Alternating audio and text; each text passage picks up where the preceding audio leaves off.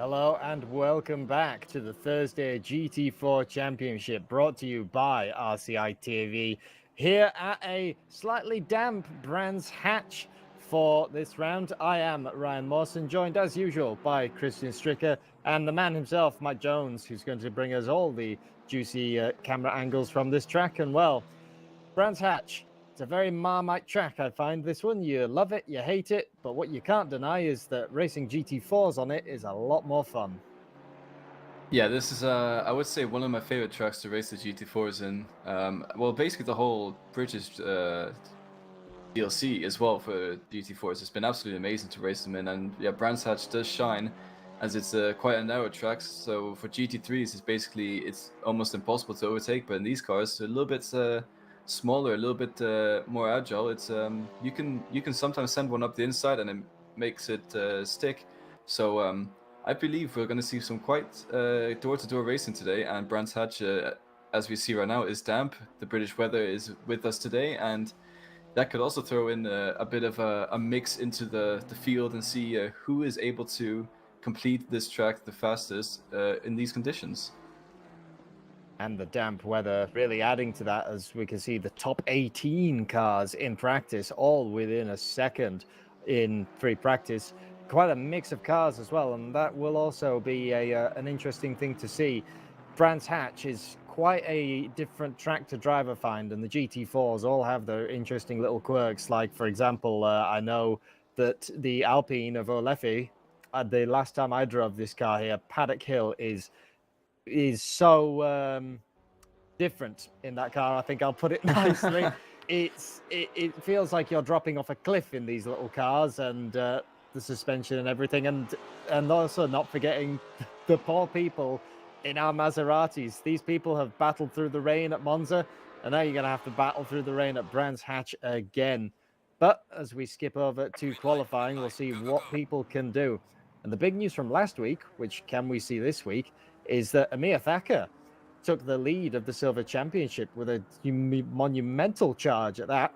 And this man, Tiger Lima, the usual pole setter, the usual first one out, got to get your laps in, got to see what the track is doing. And a lot of people actually sat waiting in the pits. I think that the damp conditions are going to start throwing off some people's calculated tire pressures. Yeah, for sure. I think that's exactly what they're doing there in the pit lane. They are thinking if they are going to go for a long quali stint or a shorter one, as generally in the wet, it's advised to go for longer because the conditions change each lap. And anytime you're using spending in the pits, the less time you have to get used to the conditions as well. And it's only damp, so it's not like you need wet tires, but I think it is still advisable. But some of these drivers will definitely, I think, be considering maybe a dry tire run at the end if the track does continue to get better. As you can see in the top right corner, there is no rain forecasted for the next 30 minutes, so there is currently no rain on track either. It is just the excess water that was left behind from practice. But yeah, we see Thiago Lima cutting the corner a little bit there on his outlap, just trying to feel the conditions, and I think we won't be able to see the first 3 or 4 laps. I think won't be competitive, but after that, I'm pretty sure the last 2 laps we'll see today are going to be setting the time and the pace for the grid. Yeah, damp track, a big old headwind as well at the minute with this. So by the end of the run, I think this track will start to dry out. And here we go for an onboard lap. Welcome to Paddock Hill. What the game does not represent is how steep this is. And I know because I've walked up this hill, it is absolutely terrifying in a car. And hard on the brakes into Druids. Easy to overshoot this, but a lot of drivers I've seen prefer the V line. They cut the corner out wide down the hill. This corner is incredibly difficult, I find. It's actually quite a late apex, much later than you think. And you don't want to run out onto that painted line. It is absolutely... they're like murder for any kind of grip. And coming up the hill, we're now going to Pilgrim's Dip, what this is called. Long straight, and watching the GT4s and the Cayman Cups in real life go down here, you do appreciate how fast they're going. And Tiger Lima trying to stretch that 6-cylinder all the way out. And then running through, you don't want to run wide at the edge of this. It looks like you can carry a lot more speed. And now the final sector, the sector of confidence. People who are the most confident here with their car and with their setup. gain heaps of time. As you can see here, it's an entirely blind corner. You've got to throw it in, trust the car will hook over that apex. And same here, you've got to trust that the car will go around. You can't see the exit of the penultimate corner. And then down to the last straight. And this is another corner that in real life, this drop-off is absolutely massive. It's more of a small hill within itself. And the quick dash up to the line, very, very quick laps around here. So you got plenty of time to get your laps in. And that is a 1:35.877 as the provisional pole. Yeah, that looked like a very hairy lap there as well, to be honest. Thiago Lima on the limit of grip there, and is setting the pace currently for the whole grid. And but I can't tell if that's going to be pole position or not. But already, as I say, that McLaughlin's only 3/10 behind, so I'm pretty sure these times are going to come down. And also, as the track conditions improve, people might be trying some slick tires running at the end of the session. But you mentioned the Cayman Cup. Is that the same as the GT4s we see here on track today, or are they slightly different? Do you know the difference, Ryan? I believe they are just the same cars. It's a name which I've never quite understood. It is the Porsche Island, Cayman Islands Porsche Cayman GT4 Cup GB, which is a mouthful. But I believe it's another support race. But they were interesting to see when you get so used to driving these cars in ACC and watching the drivers like Tiago Lima throw them around, and to watch them in real life, it's like, wow, these are pretty much the same as what we expect in the game. And well, swapping back to the man himself, Tiago Lima, we didn't think that the first lap might be a competitive lap. And looking at it, that is absolutely the case, trending up massively on that delta. But a lot of people are, and I think that is just the track getting that little bit faster. Well, by the time you've got all 23 drivers out on the circuit, that water is really going to start to be dispersed. And there you go, a 1:35.316, the next flyer. Yeah, quite a lot of drivers on the green laps, and also as the track conditions get better, the drivers also get more and more used to the wetness as well. So they also gain confidence, and in turn, gaining confidence will give you better lap times as well. Here we have Boardman jumping over the curbs in that heavy Chevy right there. And yeah, I do believe the Chevy is decently good around Brands Hatch. It can use its extra power down the small straights as a bit of an advantage. And I think the turn-in as well is not the worst in this car. But you see Boardman sending it through the final corner of the second sector there onto the mini straight before the right-hander that's heavily off camber, as Ryan said, and in real life is more of a hill really.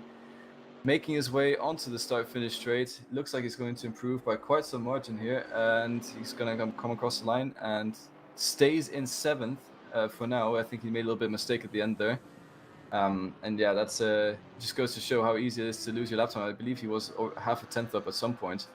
But anyways, we're going to have a look at Svenček here, who's currently in P6.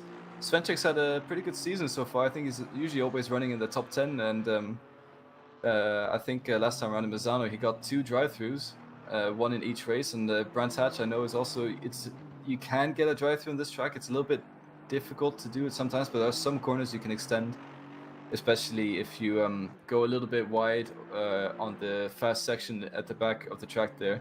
But here we have Svenček rounding the penultimate corner, getting onto the start-finish straight. He's currently nearly half a tenth up on his time, so that's going to send him all the way up the field. And let's see what he's able to produce as he crosses the line, half a second behind Thiago Lima, and he's currently in P2. Yes, and Brands Hatch is a track that is very hard to stay consistent at. I've noticed it is probably, even driving the GT4s are harder to be consistent in the GT3s, just because they have all these sort of minute little details each car wants, or each car will throw at you. And then a track like Brands Hatch is we see our left, the 308 off. That is off the end of our camera, and there goes that car into the wall. We'll have a quick race replay of that. I believe could have been just, in fact, no, that is running out wide and touching the curb on the edge. And as soon as you see, once you've got onto that super slick grass, that is it, especially in the Alpine, which is a very, very twitchy car. And well, that is the problem of running wide at Brands Hatch. There is no runoff. It will punish you for such actions. Yeah, it's very much a driver's track, and I absolutely love it for it because it is literally just you, the track, and then grass. There's nothing to save you if you go wide, and that does it does mean people make more mistakes during the race as well. And also the corner McLaughlin just went through. If you cut that too tight, there's a pretty big bump, and that can send you flying off the corner as well. So it's really difficult to get right, this track. But I think people love to drive it. And as you said earlier, it's very much of a Marmite track, and some people love it, some people hate it, but I'm one of those who absolutely love this track. Well, the amount of times if I had a pound for every time I've heard someone else say that Brands Hatch is an overrated go-kart track, I could probably buy myself a GT4 car. But I said it's one that I always enjoy, and McLaughlin coming up to the line will be a slight improvement. Into P4 goes the Aston Martin, and well, Billy Octane for the triple R33 Camaro, the highest running Camaro as of yet. And the Camaro I find is a really weird GT4 car. It actually has more handling ability than straight line speed, which is the entire opposite when you think of American muscle car or sports car, whatever they want to call them nowadays. You think big V8 motor, many liters, power, straight line. But the cars like the BMW and the McLaren have the straight line advantage, but the Camaro is really nimble on its feet for such a massive car. It's a bit like what I sort of call it the Bentley of the GT4 world. It's big, you don't think it'd work, and you take it to a handling track and it really shines. And I mean, Billy Octane in P6 currently, slightly up on his time coming out of the penultimate corner. Looks like it could be quite one to watch in the race. Yeah, and Billy Octane always produces some pretty good races as well. He usually suffers a little bit in quali, but then his race pace is always great to watch, and he does make his way through the field often. So it's always nice to see. Another thing I've noticed, Svenček is 2 tenths off Thiago Lima now. So the times are coming down. I think Lima's also out on a lap and improving as well. So yeah, we got quali is ended, so everyone on the lap now this is going to be their final lap. But anyways, I was gonna say here with Luke Wigg, he was pole position in Monza when it was wet, and he's now yet again pole position for silver class here in Brands Hatch when it's wet. But that doesn't really surprise me, considering he's in the KTM, as you said earlier. It's some people think this is just a glorified go-kart track, and well, the KTM is just a glorified go-kart. So I guess these two, this track and car combo just goes hand in hand as Wig comes around the final corner now. Is he able to get it into the top three? Looking at the delta, is going to be very close. He's coming towards the line now, a little bit sideways on the exit there, and he does make it up to top three. But Barzaghi behind him has to not improve, as that's quite close behind each other. It's only about two hundredths in that, and yeah, Franken also on a good lap here is half a tenth up, so he might actually be able to challenge Wig here. But I've heard that maybe this might be invalidation, so we have to see when he comes across the line, Ryan. Yes, and that latter half of the lap, as I said, the final sector is really where you make or break it. As there's a car across the side of the track that will have scared the pants off of Rob Franken coming up to the line. Will it be an improvement? It will, all the way up to P4. That lap was a valid one. 202 up to P4. And it was a valid one, but then another thing is, it was identical to the one Luke Wigg made. A 1:35.622 for P1 and P2 in class of silver. It's not often we see this, but when we do see it, it is super satisfying, and that has made my day. That has just made this whole race worth watching and worth commentating for. Yes, and because, to clarify, the reason, even though both these drivers ran the same time, because Wig ran it the first, he gets to keep P3. So we've seen it before. We've had 2 or 3 people have the same time. So you could run almost the same time as P2 and be P4 because of it. But that is sort of how the cookie crumbles. And that will be all of qualifying. Having a look down the field. Still very compact, despite the rain conditions. Or the damp conditions, I would say. I think the drying track, the mixed conditions, will have started to play with some drivers. Yeah, it's I think it definitely is a it's sort of you have to time when your lap time comes to end. As Wig did finish his lap about nearly a full minute before what was it, Franken, who finished his lap, and in that time the track could also improve a little bit on its conditions. So it really is, you have to time it right down to the last minute to try and get your best lap here. But both the drivers doing an excellent job. P3 and 4 overall, but P1 and 2 in class. That's hats off to the silver drivers. They're giving the pro drivers a bit of a run for their money.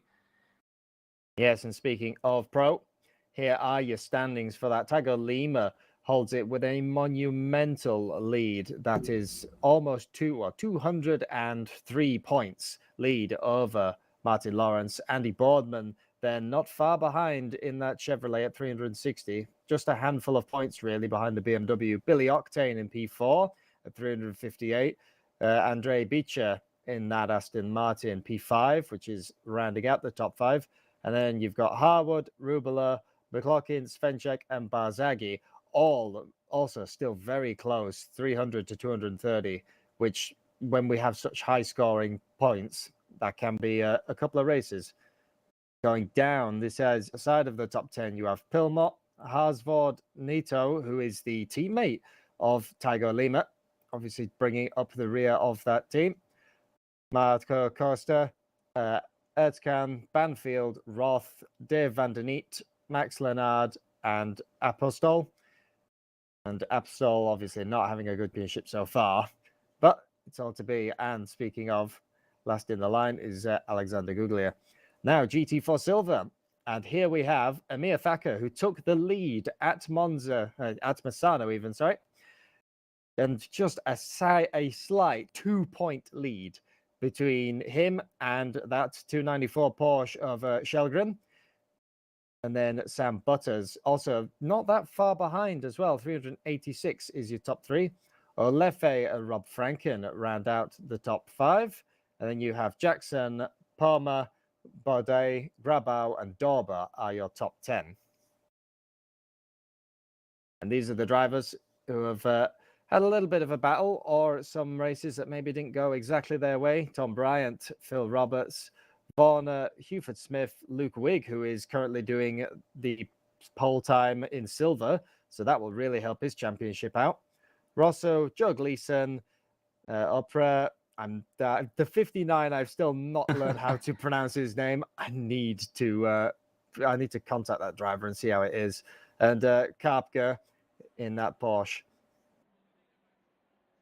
Yeah, I believe it's Remishelsky, but I could be wrong as well. So we need to get confirmation. Either someone in chat knows him, or he himself is in chat, or someone from Poland knows how to pronounce that name. It would be good to find out Hopefully so. How to pronounce his name. But yeah, that is all the cars. You can see the camber of the track, as they are, the right side of the cars are floating. And the other thing that I can see is that this is a very dry track, a stark difference from the qualifying.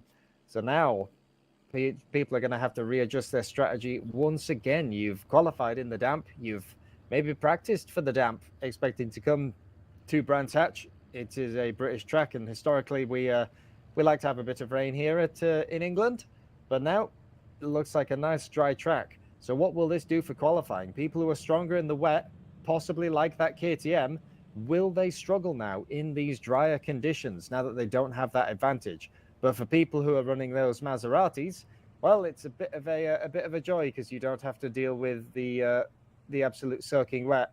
And right at the back, the 51 of Amir Akar. But now that it's dried out, that could be a good news for him. We saw him do really well in the dry before, so that might just be exactly what he needs. Yeah, and I know he'll be going into this race with a lot of optimism as well, considering he took the lead in the championship. But we still have 6 races to go, including this one. So we're just over halfway there, basically, and anything can happen in these races, and I'm sure he knows that as well. But the more points you can get every single time you race, the better. As we say often, every point counts, because sometimes at the end of the season, it comes down to the wire between 1 or 2 points, no matter where you finish. So yeah, it's he's going to be wanting to try and get some positions here, trying to maintain his silver class lead. But it should be easier considering his the people at the front aren't actually challenging him that hard at the moment in the championship. So let's have a look where Shelkin is. Shelkin's in P15 overall, so he's P5 in silver class. He's not that far up the road compared to Thacker. So yeah, it's a dry race, 20 minutes, and we'll see what all these drivers can do and how much difference the pace is compared to the wet pace. Yeah, green track. So we've dried up, but obviously the rain before has washed all the rubber off, and you could see just a few little damp patches in Brands Hatch. There's a lot of shaded by the trees, so there is quite a lot of damp patches. And as everyone goes around trying to get some heat into the tires, into the brakes, because GT4s you don't have the nice luxury of tire warmers. You go out there on stone dead cold tires. So in the warm-up lap, you've got to try and get something into them. And as we go 2 by 2 now, lining up, how will it be? Can anyone defeat Tiger Lima up the front? And what will happen with the silver class? Luke Wigg looks like the person to beat, really, in that little KTM. But what will happen now that it's dried out? And we'll see what happens when they come to the line. And can Amir Thacker, can he drag his race back now that it's dried out? Probably the better conditions for him in that BMW. Yeah, it's going to be interesting to watch for sure. And it's slightly late at night, so we might be running into the night race. It's maybe even a race too. So this will be very interesting to watch as all the cars are rounding the final corners now. Getting onto the start-finish straight, we're about to go green. Just everyone holding their positions, going about 70 kilometers an hour, and we'll see. We'll go green very soon. As the lights go green, we're on board with Barzaghi. He gets a great start, to be honest. Tries to go 3 wide into paddock hill. That's never going to end up well, as Luke Wigg does and manage to outbrake both of them, but he also outbrakes himself a little bit as up the inside goes the Aston Martin of Barzaghi, and he does manage to move past as both the silver drivers falling back a little bit of contact there with Rubeler and Franken, and it's a huge, I wouldn't say pileup, but all the cars coming together there into Druids, and now slowly but surely they're all going to be starting to slide into their own positions, going one by one, but we still have 2 drivers here, Martin Lawrence in the BMW against an Alpine. Up the inside around the turn 5. Is he going to get a better exit? It looks like he does get a better exit, so he's going to be running towards the Chevrolet ahead of him and trying to mount an attack on that driver as well. Is he going to be able to hold it around the outside? That's going to be quite a difficult move to make, especially in lap 1 with the cold tires and everything. He does back out of it at the end, but that just shows how close this field is at the start of the race. It's been amazing to watch, but the top 3 have already zoomed off into the distance. Svenček and Barzaghi trying to keep up with Thiago Lima, who is yet again leading a race here at Brands Hatch. Yeah, and showing that what the speed from the BMW that we saw coming down the straight line, and the drivers are really going to have to think about defending from that BM coming down the back straight, coming up through Pilgrim's Drop into Hawthorne Bend. But the KTM there almost losing out, Luke Wigg just about holding it on, and that is what we always call is the touring car defense. You, like almost what Phil Roberts is trying to do, you go for the outside of Druids, you make people of Paddock Hill, you make people defend, and then you cut back, you get a monumental run down and you cut them back into Druids, but not to be this time. The little Alpine just managing to scuttle away using the slight handling advantage it's got. And speaking of, here's Amir Thacker, Cyanide, making his way through the silver field. A slight bump with the Audi there. I believe that is the 99 of Jackson, which it is. Too wide and off onto the grass, but does hold it just about. But that is now the moment for the Aston Martin to bounce, and that is the 98. And that is Baradai gets back through. Bit of a race replay coming up here. Trying to rejoin the track, and well, a bit of touring car bumping. Yeah, that's the beauty of these GT4 cars. They can take a little bit of abuse racing each other. So we saw a little bit of it there, and the 98 of Borday making the most of a bad situation in front of him. So he manages to get 2 positions with Thacker and Jackson bonking each other off the road. As every time there was a contact, Mike Jones in the commentary booth or as a broadcaster, he's just saying bonk. As the last time around in Mazzano, I think he had me, Jesse, and himself in tears for about 2 minutes after an accident, just saying bonk all the times. But anyways, here we are with Rubilar. trying to surmount an attack here on Franken, only 3 tenths behind him, but the real fight going on is here in the mid-pack. Yeah, the mid-pack looking really, really close. The amount of different cars, you can all see where the strengths and weaknesses are. And that Camaro of Billy Octane for Pimlott must be looking bigger and bigger every single corner. You see that the Camaro closes up a little bit and all the way up into Druids. Absolutely fill the mirror of that Aston Martin. Make them a little bit scared, possibly, because I'm pretty sure that Camaro is almost 2 stories high and about as wide as a battleship. But coming down the straight, once again, the Aston Martin, and that is actually McLaughlin up the inside. No, that's Shelgren up the inside of Billy Octane. But can they hold the run? He's had the inside line, but now what can the Camaro do in the straight line? Using the big torque, using the V8 that it's got, side by side coming up, and they just about do it. The 294 losing at that, but Billy Octane running wide comes back onto the track, and that has promoted Shelgren up to the inside. Are we going to have another cutback maneuver? No, we're going to have Harwood who sticks his nose up on the inside.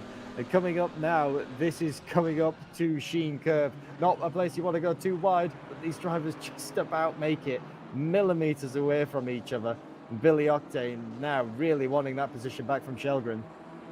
Yeah, Harwood having to go off the track there on the inside just to avoid Billy Octane. It just shows how closely you can run these cars on this track and how easy it is to try and not make a mistake, or how easy it is to make a mistake. Just as I say that, Barzaghi going off the road, going a little bit wide there and down Paddock Hill, and manages to keep the car collected, but that is one way to get warnings. I believe that is one place where the warnings are a little bit stricter than the rest of the track. And here we have Phil Roberts fighting against the Alpine of Olaf Leff, and the Alpine is doing pretty good today, to be fair. He's running P4 in class as Phil Roberts, I believe, has made a pass on him at some point, but that wouldn't surprise me, because that BMW compared to Alpine on the straight, it's just a rocket, and we might be seeing it soon with Martin Lawrence right behind Leff here, and that's we know Martin Lawrence, he does not take a chance with he does not just take an opportunity without pouncing on it. So here we go, Martin Lawrence on the Alpine. See how much he's closing up there in the background.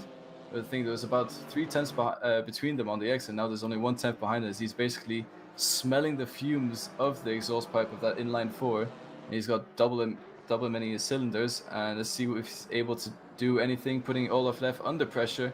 And trying to go up the inside. Leff actually goes a little bit deep onto the grass. That's going to promote Martin Lawrence up to P8. Even though this is not battle for class, but that's going to get him ever so slightly closer to the pro drivers ahead of him. Yeah, and the Alpine is just such a difficult car in a race. As soon as you get stuck in traffic, your party trick of the corners, your pace is controlled by the driver in front. So the cars like the Alpine and the KTM, speaking of, that we're seeing on the screen, I think that's actually Wig just letting Rubelar by. So Chris Rubelar up into P4 is now chasing down the likes of Barzaghi. But Wig probably, I mean, rightly so. It's not a fight for his class. He doesn't need to battle them, and he's still P1 in silver class. And with how twitchy that KTM is, he doesn't need to battle anybody. Just run his race, and he's pulling out quite a comfortable lead, in fact, so far to Rob Franken in that 202. Yeah, it looks like he's been able to maintain the pace of the guys in front of him. So that's especially now that Rubelar's gone past, he just needs to slot in behind and try and stay ahead. But we see in the background Martin Lawrence. I think he was trying to make a move on Franken, as Franken got a little bit squirrely on the exit there. We might see that soon. You still see it in the background, still side by side. That's the beauty of Brands Hatch as well. You can run side by side for nearly half a lap. As up the inside goes Martin Lawrence. He makes his way past, but while that's happening, Phil Roberts sees an opportunity, is also going to take this one. He goes up the inside, not quite making the move stick just yet. As you see Franken getting all sorts of sideways on the exit there. That was intense racing for sure. And here we have Franken. He does manage to stay ahead just for now, but we just see how pushy that BMW behind is. And there's a huge train of 10 drivers or so right there. That is, the midfield fight is absolutely amazing so far. We only have 12 minutes to go. Yeah, Phil Roberts not playing around in this first sprint race. really showing what he can do now that it's dried out as well. That BMW just looking really, really strong. But now that he's actually gone slightly too deep into Paddock Hill, and there goes the little Alpine again, using the handling. You can see when there's no one in front of you, and you can use the handling of that Alpine. Look at how much corner speed that it can carry. But now the big BMW has the inside line. Everyone, Constantina's up, and actually does very well to avoid all that. That is a one hell of a place for Constantina accidents, even in real life. That is where, and well, bit of a Camaro bonk on the poor old Alpine. I'm surprised that the Alpine wasn't sent into space with the weight difference of that. And the poor Alpine now really losing out on the straight, but that will promote Boardman up into P9. And looking back a little bit, Olaf Leffe now just trying to defend any position that he's got, and he's even got his fellow Alpine behind. The fellow Alpine's off into the wall. That was a huge crash there at Hardwood. I think it might have been a little bit of contact. There's cars running quite close. We'll see a replay of that now. Riding on board, we just I feel so bad for Olaf Leffe here, losing about 3 positions on the straight. And yeah, he does. There is contact with the car beside him. I didn't see who that was involved with. But he goes into the wall and off the track, and that is basically his race over. I just heard from Mike Jones in the box that it is Kjellgren who had the contact with, and you see the Porsche all sorts of sideways in front of him there. And now he's going to try to make his way past.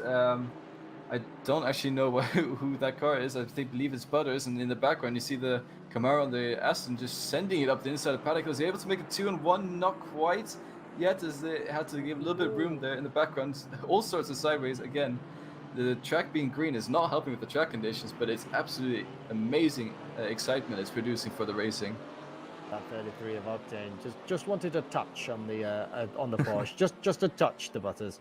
But yeah, welcome to Brands Hatch. It is so crazy when the racing starts going, and pretty much you're seeing that exactly that today. You make one mistake here in a big train like this, you will just lose so many positions. And speaking of, Olaf Leffe still under attack now from the 912 of Pilmot. Obviously not a battle for in class, but the 912 still will want to get past that, because not far up the road is that 7 of McLaughlin, who is in his class. He knows that he has to get round that Alpine if he wants to challenge one of his fellow pro cars. Because look, they're just up the road. Nobody spaces out in GT4. It is so great, apart from maybe the leaders who have really run away with this. The mid-pack is just insane, and Phil Roberts now trying to make the move on Harsvord. Once again, not one for class, but he's now seeing that little Alpine in front that got away from him, did Olaf Leffe. He wants to get back up there and have that little Alpine. Yeah, you see Phil Roberts pulling up to the inside now into Paddock Hill, and is he going to be able to make the move stick? As this is quite an easy corner to overshoot. It looks like he does get the move done in a safe fashion, and he does make his way past Rutherford there in the Mercedes. So that's him promoted up to P11. P12. But now he has to try and chase down Pimblot to try and make a move on Leffe, as earlier on there was a little bit of contact between them, and I believe Phil Roberts had to back out of that one and lost a few positions. But this is the P4 in class currently for Silver, and he could very potentially, looking at his race pace currently, get P3 by the end of this race. So he's going to continue his charge at the moment, and it's going to be great to watch as we see Harsford in the background just sticking with him for now, maybe getting a little bit of a slipstream from that BMW down the straight, and someone's a little bit on the grass. They're touching grass all over the place. And speaking of touching grass, Phil Robert goes wide and gets a little bit of grass on the underside of his chassis there, but it's all good.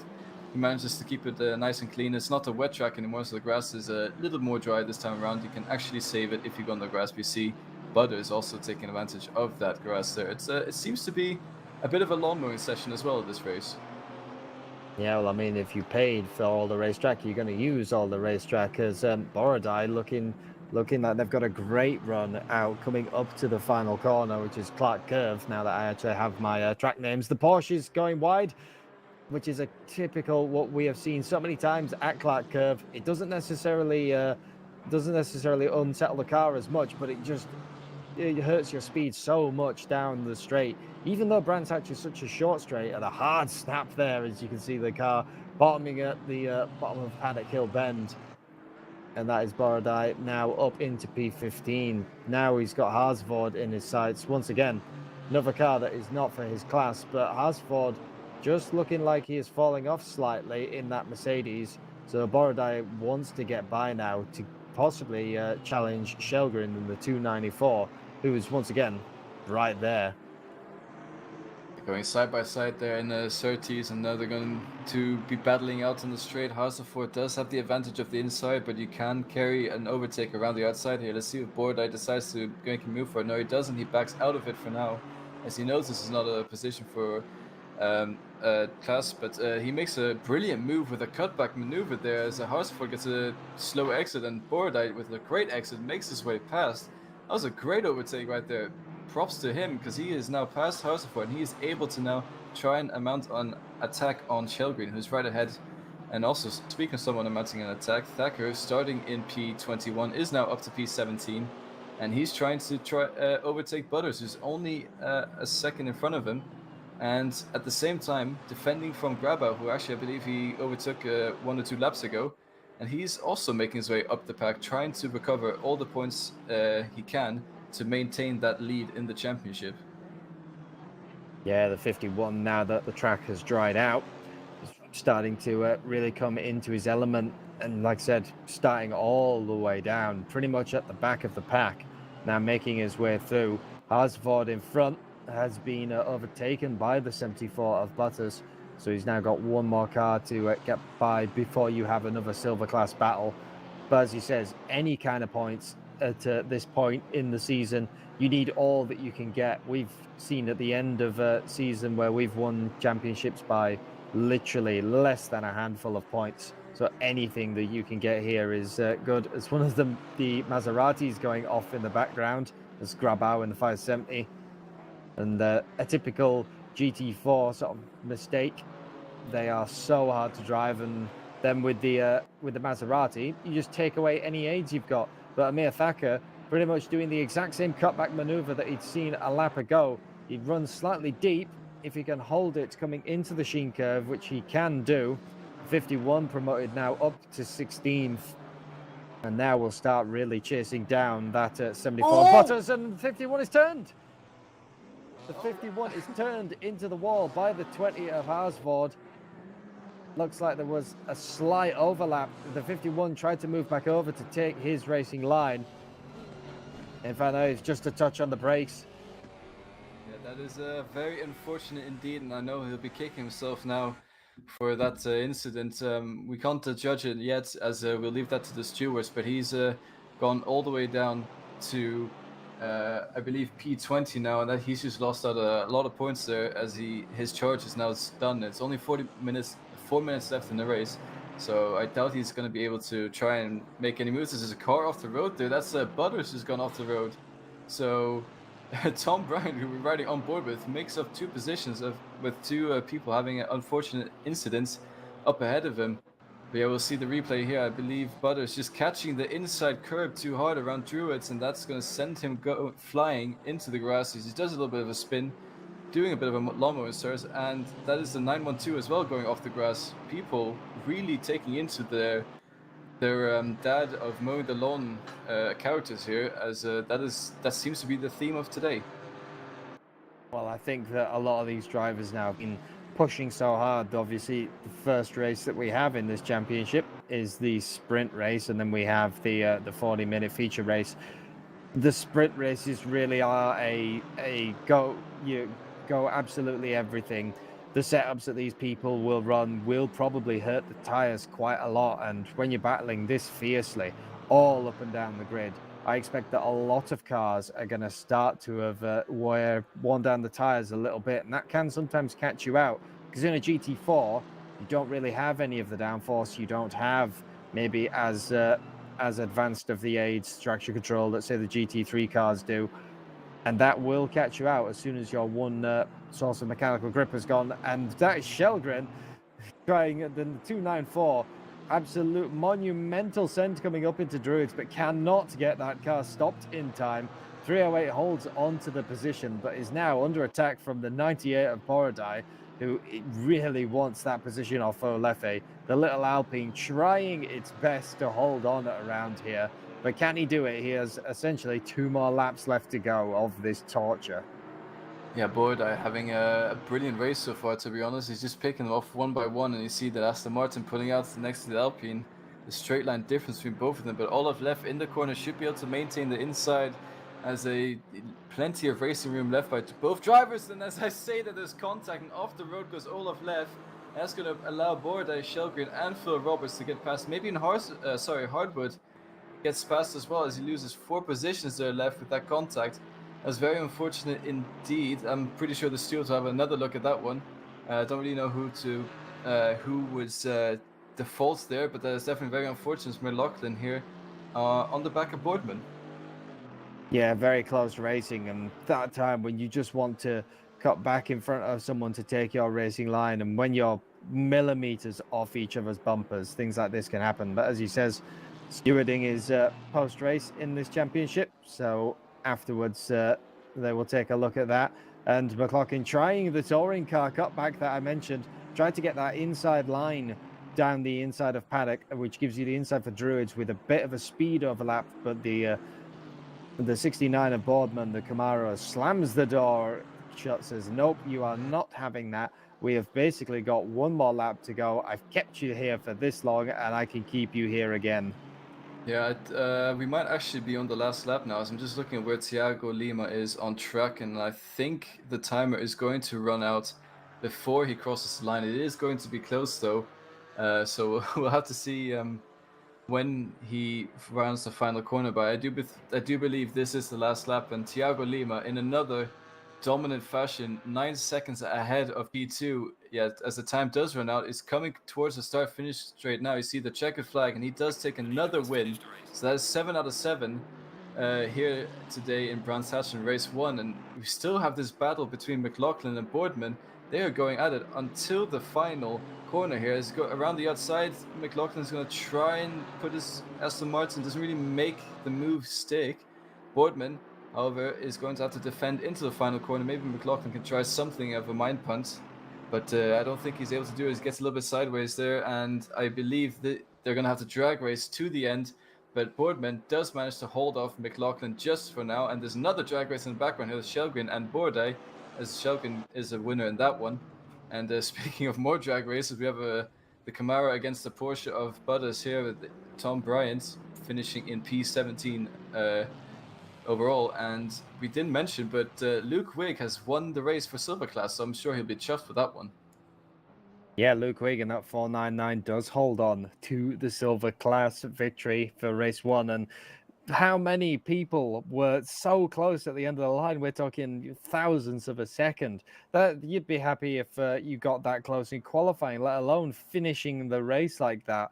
And that is just sort of the character of GT4 and the character of Brands Hatch. The racing that does happen here is incredibly close. It is always a pleasure to watch, I find. As says, some people maybe don't like the track, but for me, I always love it. But going to race 2, moving on, they will be put back into their qualifying positions. So if you had a bit of a bad race 1, which we did see a couple of drivers there being caught out in various incidents, race 2 is the 40-minute feature, meaning that it is twice as long, and you've got plenty more time to work on that and plenty of time to rectify your points situation. And looking as the drivers sit on the grid, it's looking like the weather might throw us just a little bit of a curveball here. Yeah, we're not quite sure yet. I think also the track conditions, it's going to get darker and darker, so we might see a completely dark race at the end of it. So yeah, I'm excited for this one. This is going to be a great race to watch. So yeah, 40 minutes, twice as long as 20 minutes, but those 20 minutes felt like 2 laps. I looked at the time and I was already shocked that we were on the last lap. Thiago Lima, yet again, having another dominant race, and I think he can do it again this time around. It is the $1 million question, isn't it? It is who can beat Tiger Lima, if anyone can. And it just looks so dominant. And well, as Mike Jones just over the other side of the booth, can anyone beat Tiger Lima? No. And well, I do think that kind of sums it up currently. It's just so dominant. Silver class is going to be one to watch. And as we says, Amir Thacker being put back down where he qualified, back down into P20, but will be able to recover from that first race incident. And we saw he had amazing pace in the dry. But as we look to the weather indicator, half an hour into this race, it could actually start to drizzle. Yeah, that's also going to play on the minds of the drivers, and we'll have to see how much drizzle it is, because if it's half an hour into the race, that means there will be about 10 minutes left of the race until with drizzle. But it could be one of those moments where we have rain, but the slick tire is still the fastest tire, or it could also be that the wet tire is fastest. We're not sure. And this is something that drivers will have to figure out with the track conditions. And that can definitely lead to some quite interesting strategies, as some drivers will be considering, is it worth pitting to get that wet tire if you lose only about 2 seconds a lap? That is something they'll be playing on their minds. So that's going to be a very exciting finish to this race for sure. I can't wait to see that. Looking in chat as well, our resident Jesse Lee, who's one of our commentators, says if Tiger loses this race, that he will kiss Mike Jones. So there you go. We've had in some of our other series that we run, which was the Diamond Drive Cup, we had thigh highs for Nate, which I think that bet was eventually lost. So now we have kiss for Mike Jones, where Tiger Lima has to lose basically. But I think Mike's pretty safe from that. And well, as we go on to the formation lap, just a quick reminder as well, if you want to join any of this, join our Discord, and we have the full schedule there, splits for absolutely everyone. Our Friday championship, for example, has numerous splits all the way from just beginning to the type of people you see on the screen now, esports pros, and so much going up now. So give us a like, give us a comment, and subscribe, hit the bell. We've got so much racing coming up, as well as just coming soon for you R3E fans, we've got a new race room league actually being launched. So maybe if you don't have ACC, but you're a fan of the old R3E, you can actually join in on that. And well, we'd also like to thank the people who make all this possible for us, our partners, which is Race Department, AK Informatica, Raceface Speed Lamps, Sim Racing GP, and Driver 61. And the links to them are in the description below. And they are lovely people. They help continue doing what we're doing. So go give them a bit of a help from us. And well, as we come round onto this slightly dark, actually, formation lap now, like I said, the question is, can anyone get anywhere near Tiger Lima? Looking at that weather as well, it's actually going to start raining even heavier in 30 minutes. I think that the British weather might throw us a little bit of a curveball here, and we might see a sudden downpour towards the end of the race. Yeah, that'll be super exciting to see if it happens just out of nowhere. That's going to be tough for the drivers to try and keep the car on the track, and I believe if it is a sudden downpour, they will probably all be going for wet tires.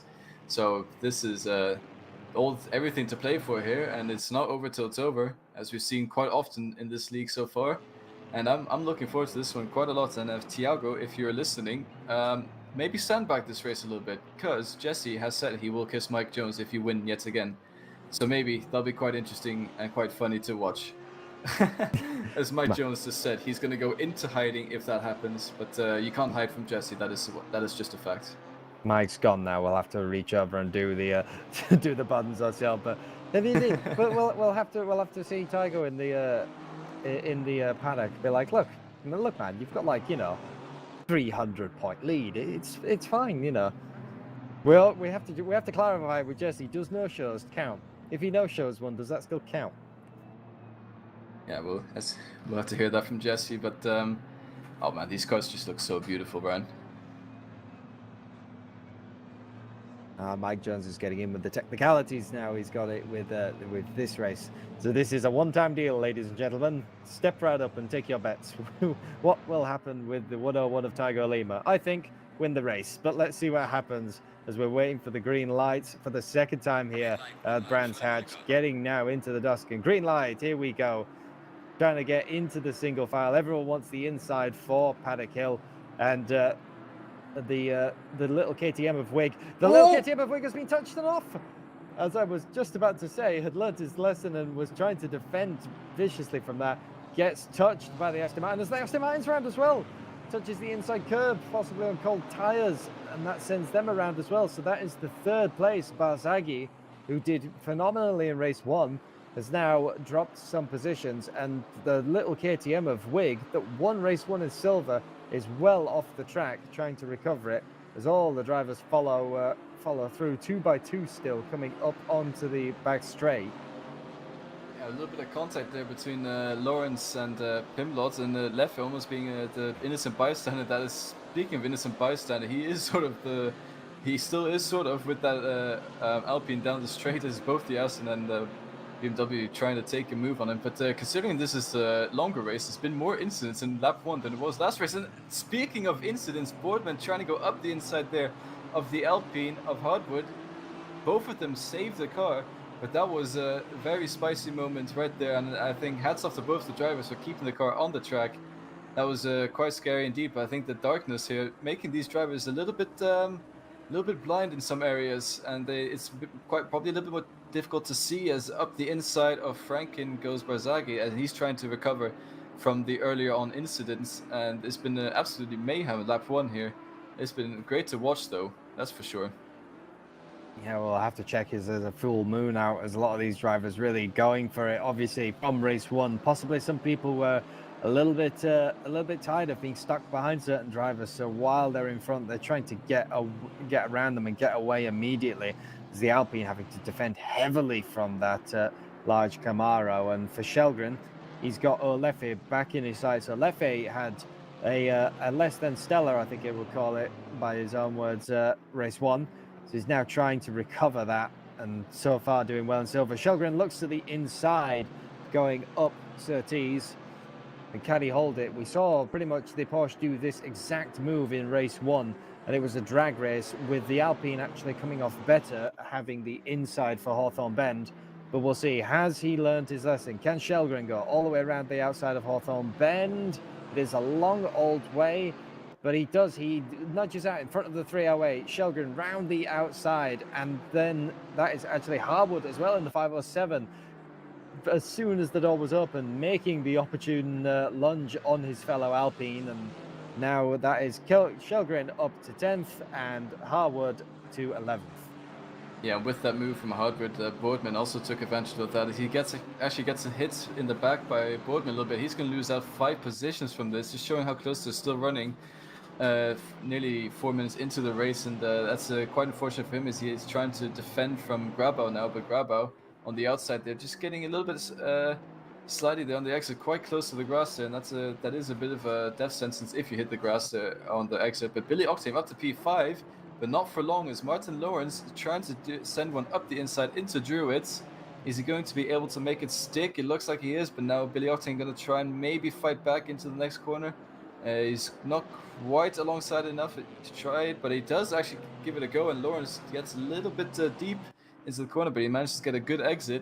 And right behind Billy Octane is Phil Roberts, who's currently leading in silver class, and he's trying to make a move here to try and get past Billy Octane. As I've just noticed, we have a drive-through from Bordeaux. I believe that was a starting infringement. Yeah, if you are too far out of your allotted starting grid, ACC will still give you a drive-through penalty.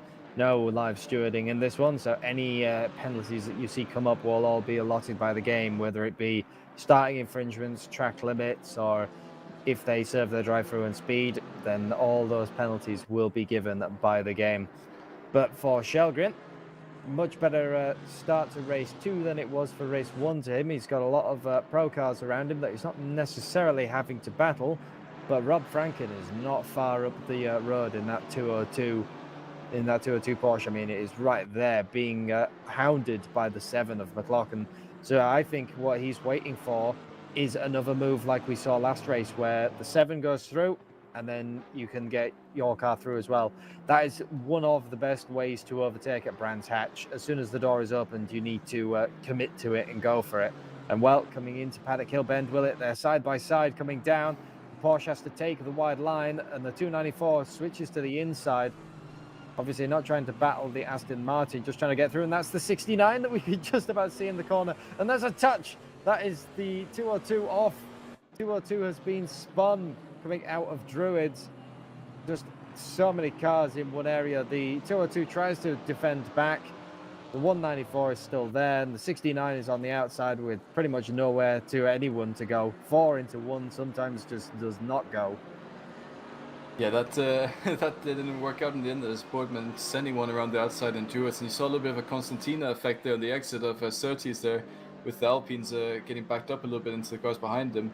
But Lev stays ahead of Pimblot for now, and so does Hardwood as well. He stays ahead of Grabber, so they're managing to keep their own here on the straights. But Pimblot looking very racy indeed, right up behind Lev, and I think a move could be on very soon, as it just takes one little miscalculation and your car is off the line. And if you're off the line on this track, it takes ages to get back into rhythm and get the momentum you lost back up to speed. And we saw it earlier in race 1 and also a little bit in this race as well.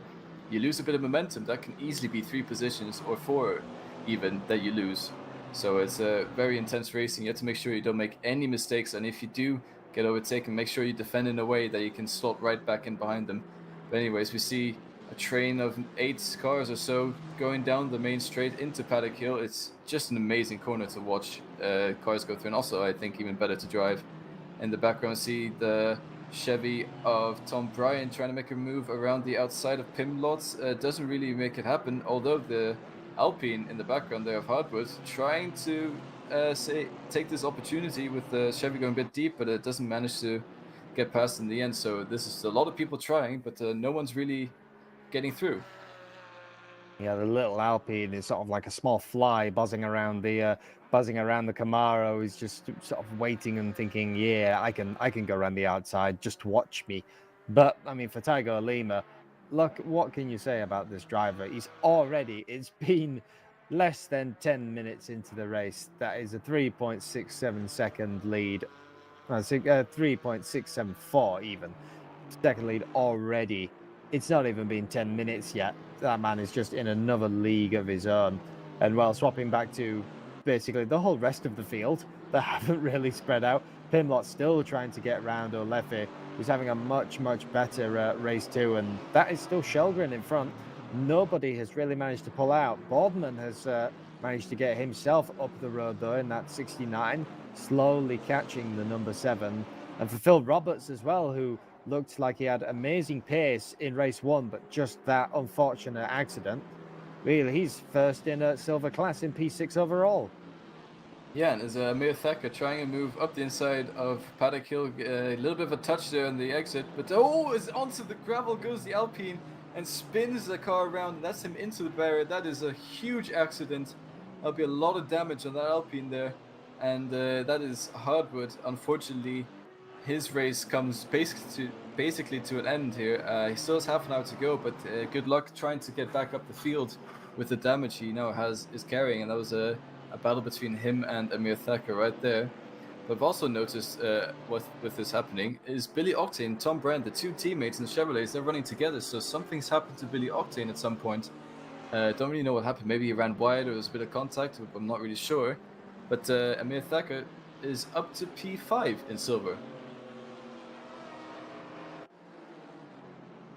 And from what we're being told in our ear, we don't have any sort of accident report, or it wasn't caught on our cameras from Billy, so possibly just the field, a running wide moment and the field swallowing back up. It is easy to do. I mean, look at how close everyone is so far. The difference between, say, Boardman, where Billy around about was just a little bit further up the road, and where he is now, that's not a lot. You could almost fit that in one camera shot. But Boardman back up to P8. Kind of looks like it. Phil Roberts had let them by, so maybe they had a coming together. Possibly, it was just a moment of valor. Let the 69 back through and continue the racing. And while swapping back to 51 now, Amir Thacker, Cyanide 2. He is now all over Tom Bryant as well. He wants a shot at this battle. Yeah, and it seems like he suddenly got some pace in this BMW here, especially in the dry. He's struggling a little bit in the wet in qualifying, but he definitely seems to be more confident now that it's a dry track, and also the track is fast. Last race around it was green, so yeah, I think this is definitely the conditions suiting him better as he's up to P14. It's trying to get a good exit here, but goes a little bit sideways. Just shows how easy it is to get things wrong on this track in these GT4s as well. But that's just what's the beauty of Brands Hatch. It's such a unforgiving track, and drivers really love it for it. Yeah, slipping and sliding and trying to get any grip down. And well, speaking of grip and things, reading chat, apparently Billy Octane had gone deep into the brakes into turn 4, and that just shows you one small mistake on this track, and with how close the field is, those were all the positions lost. You can see Billy Octane's Camaro just in front of the basically identical Camaro of the 42 of Tom Bryant ahead. And as we round the final corner coming on to Brabham Straight, you can still see the whole field. You can just about see them going into Paddock Hill Bend. So it really is. And Amir Thacker looking to the outside for Paddock Hill. Will it be another touring car style attack? Looks to the inside. You try and get the speed overlap. You can see it has more speed, but not this time. But the 42 goes deep onto the brakes. The 42 well deep on the brakes, off the not quite off the corner, but there you go for Amir Thacker. He's now up to 13th, or that is 5th in silver class. Just those crucial few points now, trying to claw back that he was denied in race 1, that could play all advantage at the end of this season. Yeah, crucially as well, he's only about 2 seconds away from Shellgreen, who is his championship rival. So if this continues his pace, he might be able to take some points away from Shellgreen, who would have retaken the lead last race, considering where the cars finished. So I think Thacker having a great race so far, to be honest, especially considering he started P20. But anyways, Billy Octane, you see, going a little bit deep there on the exit again, and we see in chat Jesse Lee saying, leave it to Billy to go deep, and I think, yeah, that's the Billy we know. But anyways, Boardman here on McLaughlin fighting for P6. And I feel like this battle's been going on for quite a while now. And behind them is just a massive train. But a little bit deep from McLaughlin there. And Boardman trying to get a little bit of overspeed on the inside there. Not really able to make it happen. Let's see if he's going to take that touring car line you're so fond of, Ryan. And maybe try and overtake into Druids. It looks like McLaughlin gets a little bit of a poor exit compared to the Chevrolet of Boardman, but doesn't manage to catch up in time.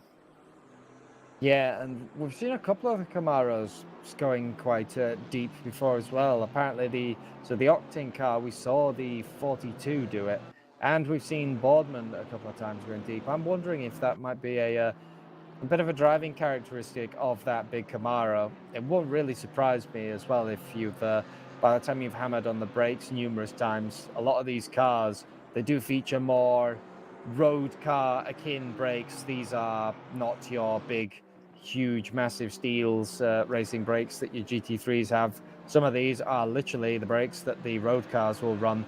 So they are really a bit prone for fade, a bit prone for going, and that is the 42 off in the back. No, in fact, that's the 33. That is the 33 of Billy Octane having a massive tank slapper coming out of, that is Hawthorne Bend.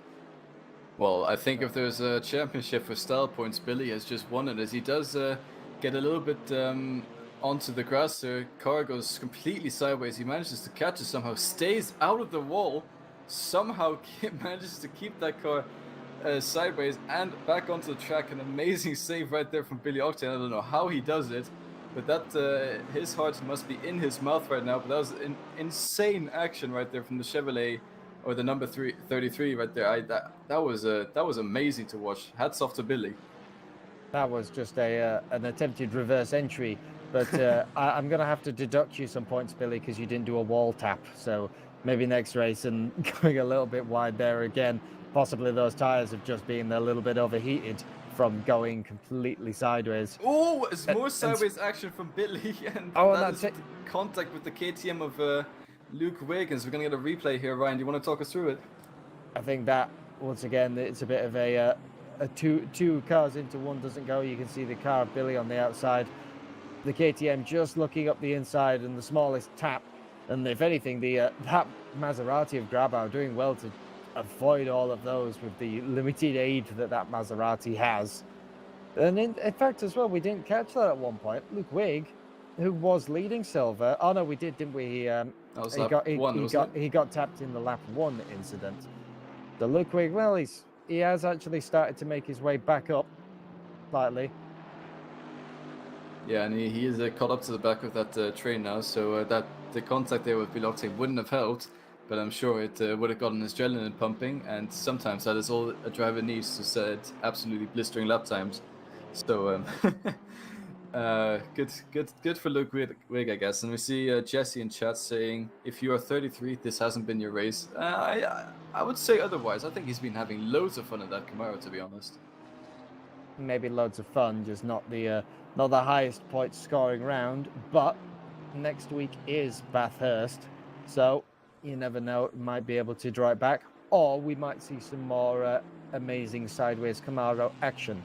I can imagine that Bathurst in GT4s will be very, very interesting, and it'll really show the huge differences in the cars, considering you've got half of the track on a handling circuit, and the other half of the track may as well be a drag strip. So that's going to be incredibly interesting to see. But for the here and the now and the Brands Hatch, it's still Andy Boardman chasing down that 7 of McLaughlin, and Chris Rubelar, who maybe didn't have the race one that he wanted.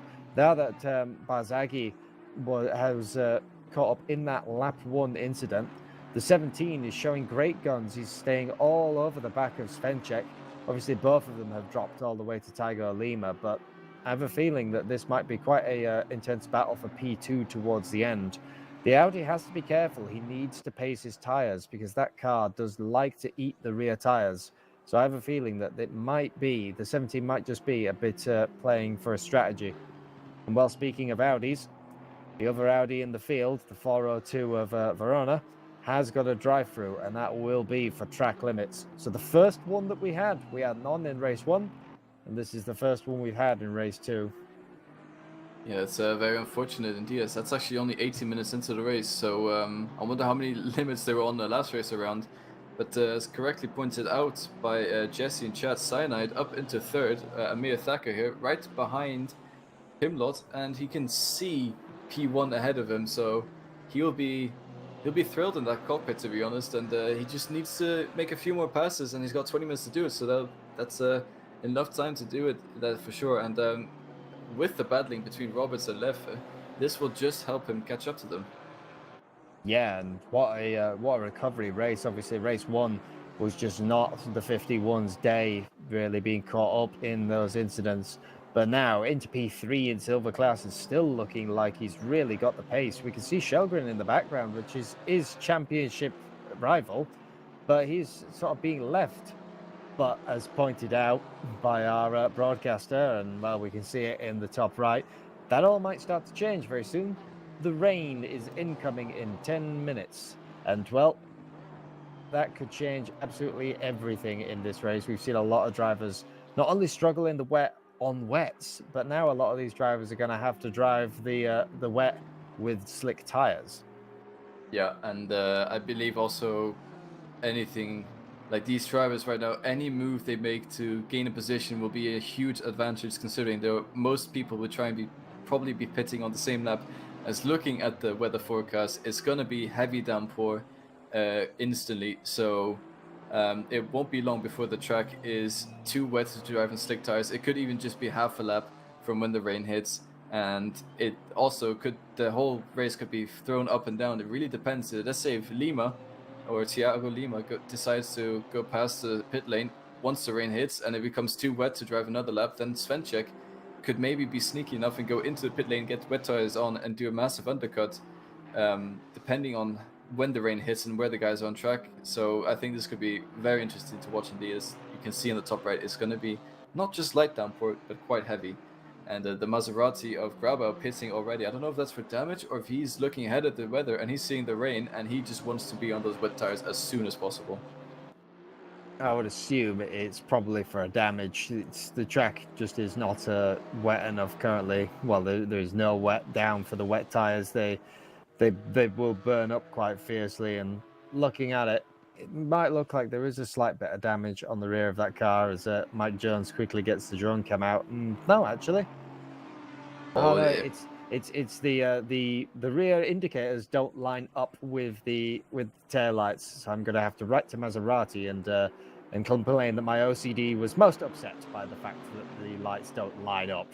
Look at this, they don't line. I thought that was just Maserati build quality characteristics, to be honest. But anyways, the drone cam looking around the car. I'm surprised they're working because it's a bit Italian. I expected that maybe that's why they've pitted. He's just had electrical problems. It's come over all Italian and it has to go in for a new Magneti Morelli part. Yeah, that could very well be the case. We'll have to speculate a little bit longer as he stays in the pit lane there, and we can see Boardman still trying to make his way past McLaughlin here for the P6 position, but he's not really been able to do it. And Rubelo is sort of falling off behind Svenček as well now. I can see in the timing sheet. Someone who's not fallen off the pace, though, is Thiago Lima. He's 10 seconds ahead now. It's absolutely insane the pace this guy has.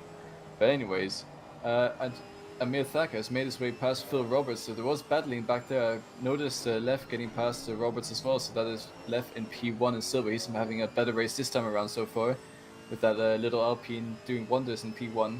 But Thacker only 2/10 behind the Pimlot now, and I think he's having a great time in that BMW as well, to be honest. Yeah, the 51 of Thacker really sort of coming back with a strong recovery drive in race 2. And that will mean, especially now that he is beating his championship rival of Shelgren by at least 2 positions now, that will really help his championship coming into some of the final races that we've got. And well, speaking of days that could have gone better, as Jesse pointed out earlier, the 33 not being his day exactly, and going a bit of a rally crossing at the back half of the circuit there. That car looking like it is becoming a real handful now to drive is the big chunky Camaro. And well, there we go. Here's the rain. Here is the rain. Put your wipers on, your rain lights, and do not go near the curbs because they will start coming very slick. And well, a downpour like this is not uncommon in England. I had the exact same thing when I was watching British GT. On the formation lap for the real Ginettas that we watched, it went from completely bone dry to water running down the track, and they hadn't even finished their formation lap. You'd just be so mad if you put slicks on for that. Yeah, that would be very unfortunate timing. Indeed, the track is already on grease, and I think Thiago Lima, he does not pit, so he stays out for another lap. That's going to be quite interesting to watch, as I think the track condition is getting worse and worse quite rapidly now. But no cars flying off the track yet. Maybe the Triple Rs, as I feel like they've been spending more time off track than on track this race. But here we have Amir Thacker still trying to challenge Pimlot. I think all these drivers are feeling the grip is still there, so everyone doing another lap as it is. But it could be very tricky in a lap 2, considering track is already greased. And saying that, They actually, are been in. Yeah, that is Lev, the silver champion. Sorry, not silver champion, the silver class leader going into the pit lane. And we see Phil Roberts in the background going into the pit lane as well. So these are first 2 guys to do pit stops. And we'll have to see if that trade-off is worth it. Yeah, the Alpine did look like they were dropping quite a lot of pace as soon as the rain came down. Obviously, it's a tricky car at the best of times, so having the rain come down probably does not help it. But Amir Thacker now promoted into the lead of silver class, and that is Pimlot in the 912 behind them. Not a battle for class position, but considering they caught all this way up, Amir Thacker looks like they definitely have the pace to escape. But what will they do? I have a theory that Tiago Lima will not pit. I do not think that he will pit. I think he's just going to run this to the end using... Well, Mike Jones is calling me insane for this. I don't know. I have seen I've seen crazier things before in GT4 races with some of the other communities. I've watched some people do that. Yeah. We'll have to see what they do. I mean, he's also got one monumental lead at the minute, but coming down the rest of the field, what does everyone else do? And well, what does Amir Thacker do? The leader of Silver Class, he's been promoted into this quite happily. But now that the Alpine have all left pitted, will this pitting early and going for wet tires early, Olef can now run the better lap times because he has that nicer rubber underneath the car. Will this mean that the little Alpine will have actually undercut the 51 of Thacker, that big BMW, for the lead? I'll have to see if Thacker pits. As the track is now on to damp conditions, so it should be pretty much wet tire conditions now. And the question is, has Olaf left pulled the trigger a bit too early? Or has he managed to time it to perfection? And we'll have to see with the other drivers what's going on. As I see, there's some yellow flags already with the damp track happening. So these, you see how left sort of sliding there with the rain. The grip has completely changed. The race is all the way upside down now. As he's rounding the final few corners now, it gets a little bit. It looked a little bit sideways there on the exit, but that's just sort of how the Alpine drives, I believe. And it's gonna come across the line. I'm gonna have a look and see what the last lap of Thacker was, and that was a 38.2. We're gonna keep an eye on what the last lap for LF here is in P16. What's he gonna do? And it looks like it was a. Let me quickly have 43.0. So that is 5 seconds slower than Thacker. So it might have been too premature to go onto these wet tires, to be honest. But that, I believe, is an outlap because the start-finish line is pretty close to the end of the pit. And I'm being told actually that wasn't his outlap, so yeah, that might have actually been a little bit premature. But we'll see when Thacker comes back across the line, as this will be our sort of point of reference. Silver Class leader, what are they doing? And coming up to the line that they are doing a 1 minute 40.1. So far that is counting miles faster than the little Alpine. So it might have just been that little bit too early. And Martin Lawrence in as well in the 171 BMW calls it for the wet tires. Yeah, it's first of the pro drivers in the top 10 to go into the wet tires. So I do believe that the pit stop will be soon, but the rain is only going to get heavier. It's only going to get worse. The track conditions not going to get not going to favor the slick tire anymore, I don't think. And I think some people, they're just waiting for Thiago Lima to go into the pits, and then they'll all be following suit.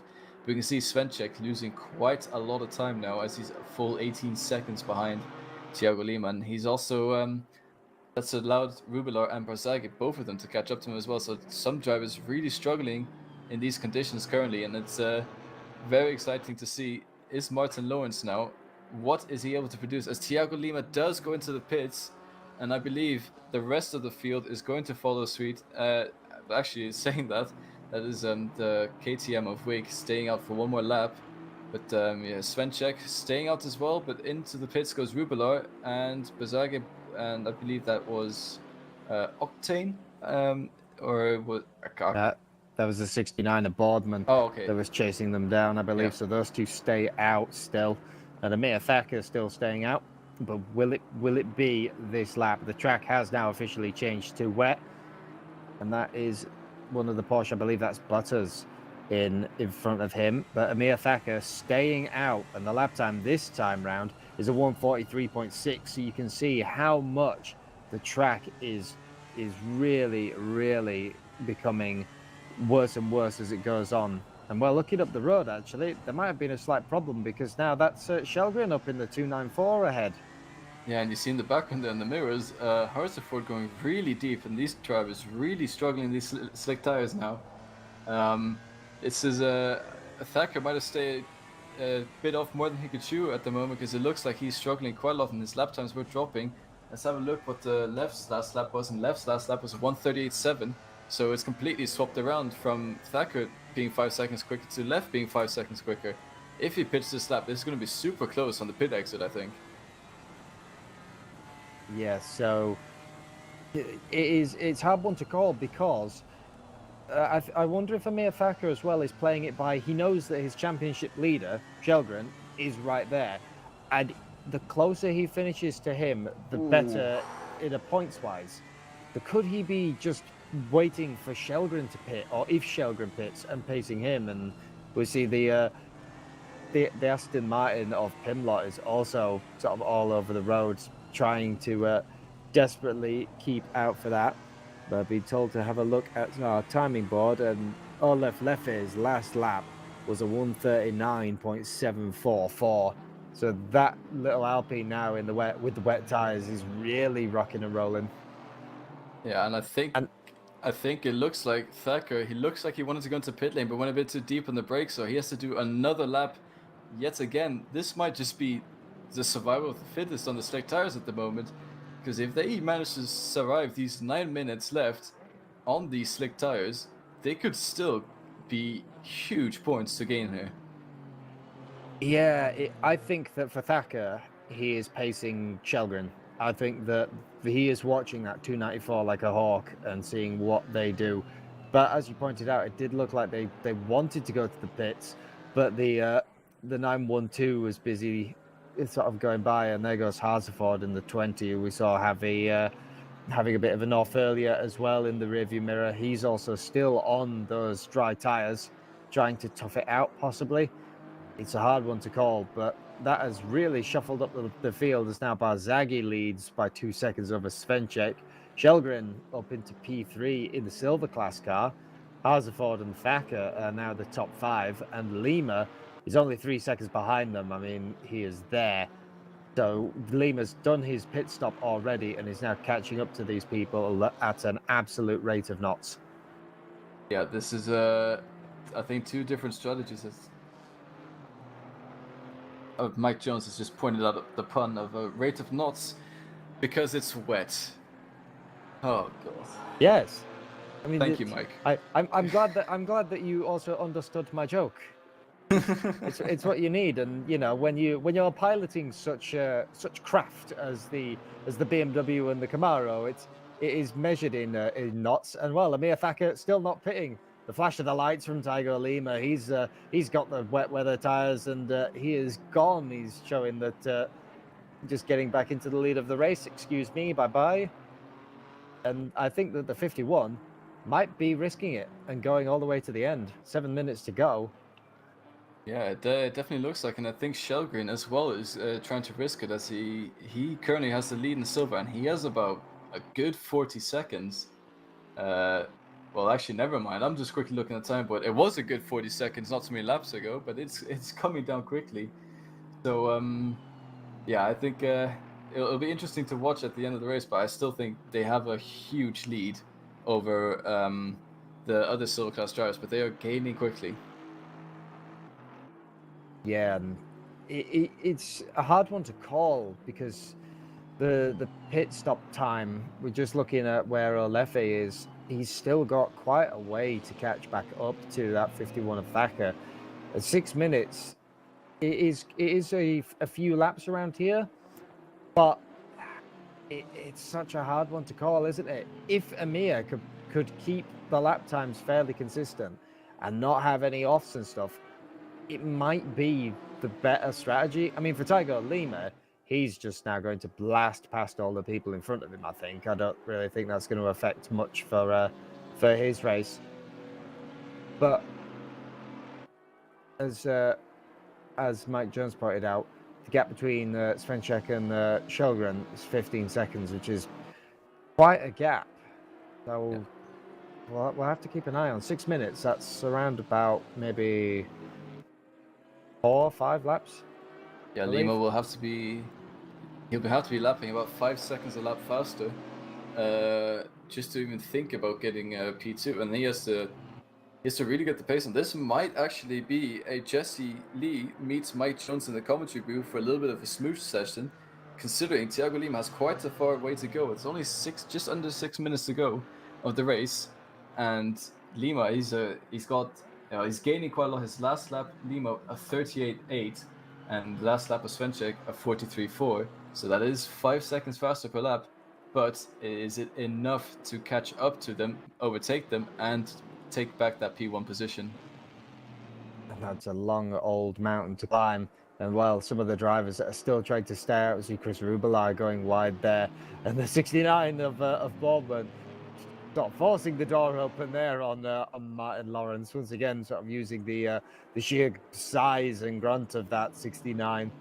And can he get up the inside? Both of these drivers, I believe, have pitted for the wet weather tyres, so both of them have the grip.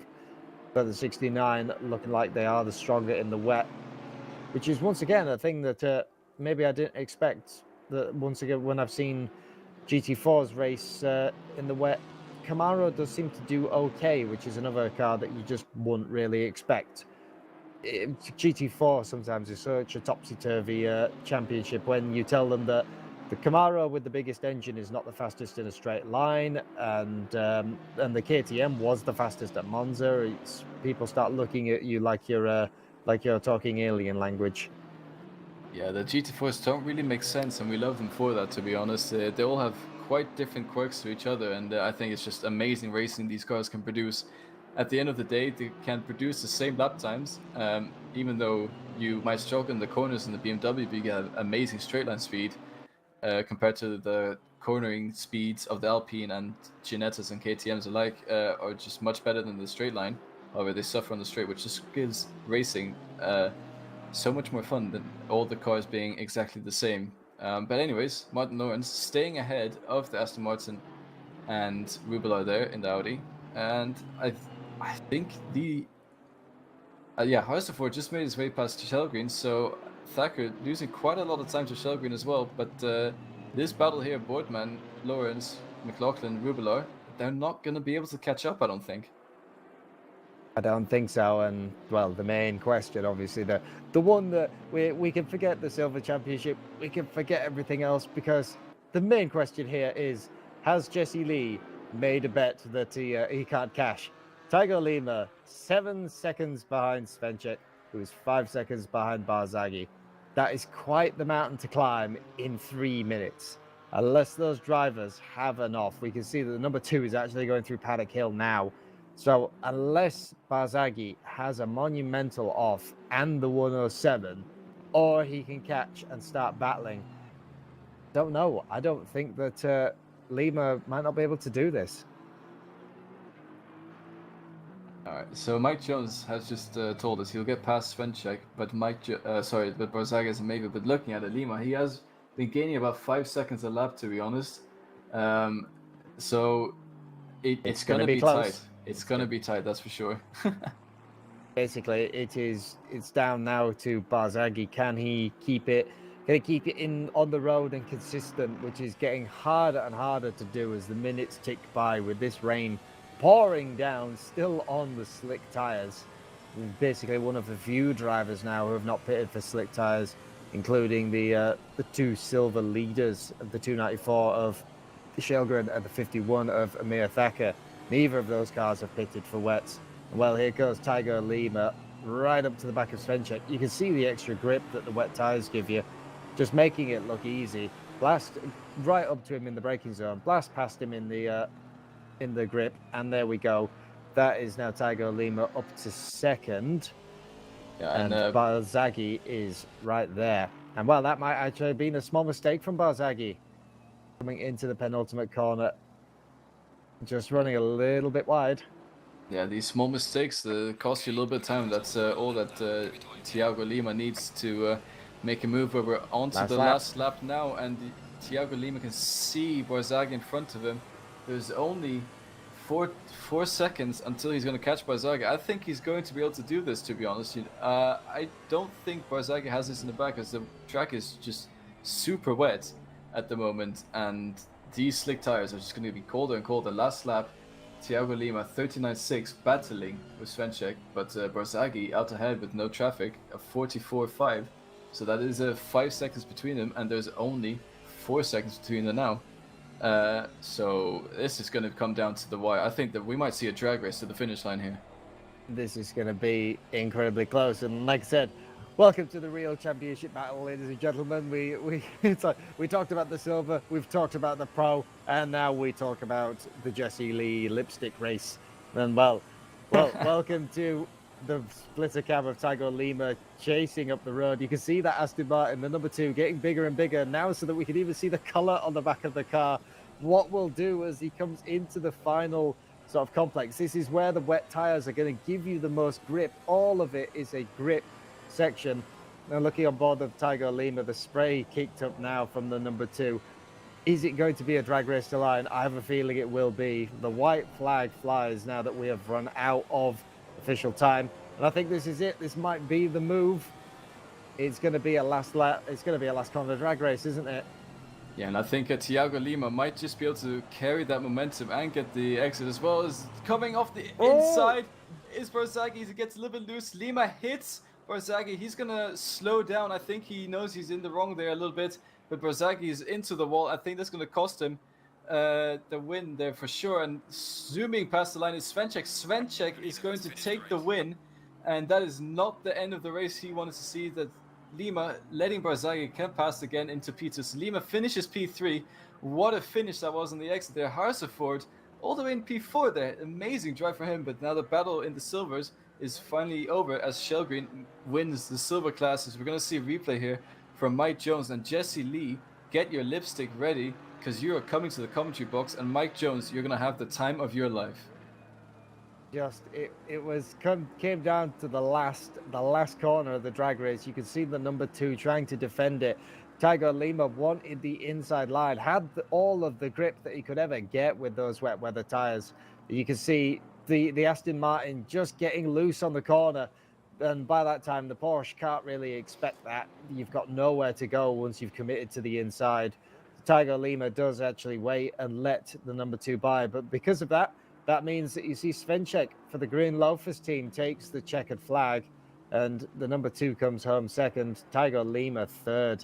And back to, like I said, the silver class, Shellgren just holds out from Amir Thacker. But what that will mean is that those 2 are still really in it for the points battle in silver class. It is still absolutely neck and neck. Yeah, that was a very exciting race at the end. The people staying out on the slick tires being the big winners in this race. But what a finish we had there. Svenček winning his first race in this GT4 championship, and the only other driver apart from Tiago Lima to actually win a race so far. And we're on round. We just finished race 8. So yeah, I think Tiago Lima, had he timed his exit and realized Barzaghi would be slow on the exit, we would have had an amazing drag race. But it all came down in the end to a little bit of contact. Very unfortunate to see, but what a finish to a race that was. Yeah, so rounding out that, as he says, Svenček taking it home. A great bunch of points for his championship. Barzaghi second. Tiago Lima now, the only time he hasn't won the race. Still on the podium, though, so you can't really... still on the podium after a whole pit stop as well. Just showing the pace of this man. Harseford in 4th in the 20, staying out on those slicks. The 294 of Shellgren takes the win for silver class, and Amir Thacker P2 in that, in for the silver class. So that keeps them super close. And well, I think that apart from the Jesse Lee and Mike Jones bet now officially coming to a close. Final thoughts on that, Christian? It's been one hell of a race, and from the chaos that we had of race 1, the 20-minute sprint mad dash, and the race 2, where a lot of strategy was involved, really, I think. Yeah, race 2 was literally the guys who had the biggest kahunas. They stayed out on the slick tires and they made it work. They were the huge winners there, that's for sure. And as Jesse Lee has just joined the commentary box, and he's got his eyes locked on Mike Jones. I think we're about to see something happen right here. Mike Jones, I've been waiting to do this for over a year now. I cannot believe Tiago Lima lost that race. In my opinion, my professional opinion, he had that race won, and it probably wouldn't have mattered. But a bet is a bet, so love you, buddy. Well, well, there you go, ladies and gentlemen. That was a quick. Is that like a kiss and run? I think you would call it. It was like a hit and run, but not. But as you can see, the number 2 off into the gravel for the final time. Thank you so much for joining us. If you like what you see and want more more GT4 racing, more GT3 racing, and well, sometimes I don't think we'll have many more Jesse Lee, Mike Jones bets like that. Please like, subscribe, hit that bell so you don't miss any of the racing. We're streaming most days of the week now.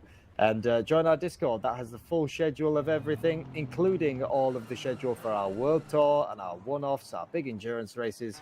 We've got some really, really exciting things coming up. So, well, from me, Christian Stricker, and Mike Jones, who's now going to have to wipe the lipstick off of his cheek. We'll hope to see you at the next one.